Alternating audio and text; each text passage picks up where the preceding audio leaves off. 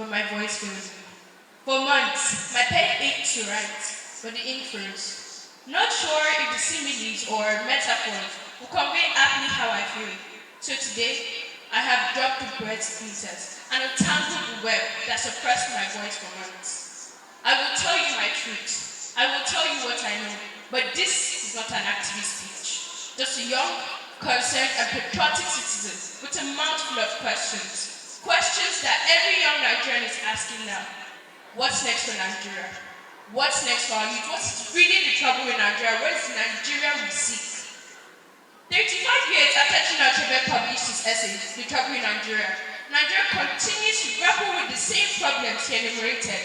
Following the independence in 1960, neither civilian nor military government have shown remarkable aptitude for managing state affairs. It is this rudderless leadership Achebe points to as the crux for Nigeria's headache.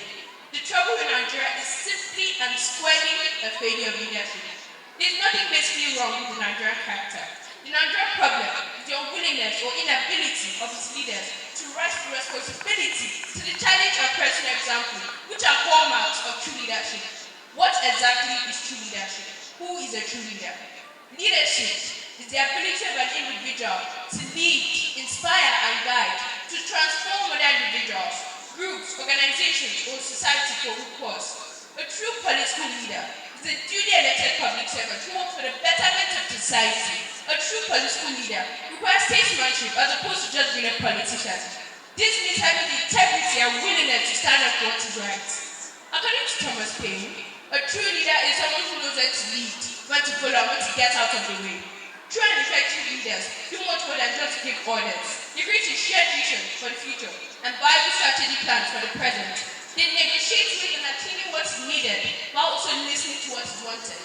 But regrettably, our Nigerian leaders' fixation on personal ambition and wealth rather than selfless leadership has disposed Nigeria to disorderly growth. Corruption and lack of patriotism are major impediments to Nigeria's progress. The youth are delusioned by incessant ASU strikes. But the House would rather invest in brand new SUVs and armored cars for legislature and bump up the wardrobe allowance than invest in the future and education of our youth. Where is our dignity? When our legislators fight and hurl chairs at each other and turn the serious business of lawmaking to a comic performance at the National Assembly, Nigerians should constantly get bizarre and ridiculous explanations about embezzled money. A government official embezzles millions of naira and claims his snake swallowed it. Another steals billions and ruthlessly claims his monkeys and animals conspired and stole the money. Millions allocated in the health budget to siphon.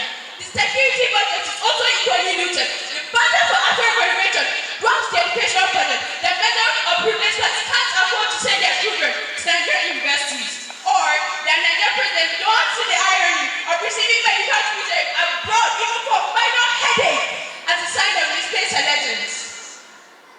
Nigeria's inflated sense of self and image propagated by our leaders and upheld by previous refrains like the giants of Africa and this great country of ours no longer holds true. The idea that a country renowned for its aristocracy and dangerously large population and road to nowhere can promote grandiosity without flinching mystifies me. Still, the vacancy endures. As Nigeria closes its way to having the world's highest number of out-of-school children and the list of the world's most corrupt countries, Africa's highest percentage of young people who jump out the country every year in the quest for greener pastures. We want profound change, and we look to elections to bring about it. But are we likely to witness a better Nigeria? Do we have selfless and courageous leaders who can rescue Nigeria from the brink of collapse? Is free and fair election even possible in Nigeria? We all grumble and lament endlessly before attaining power, but the moment we get into office, we seem to oppose it for our power and common sense. I know dreams buried. They aren't seeds, they will never grow. I know dead youth whose country has failed them. I know some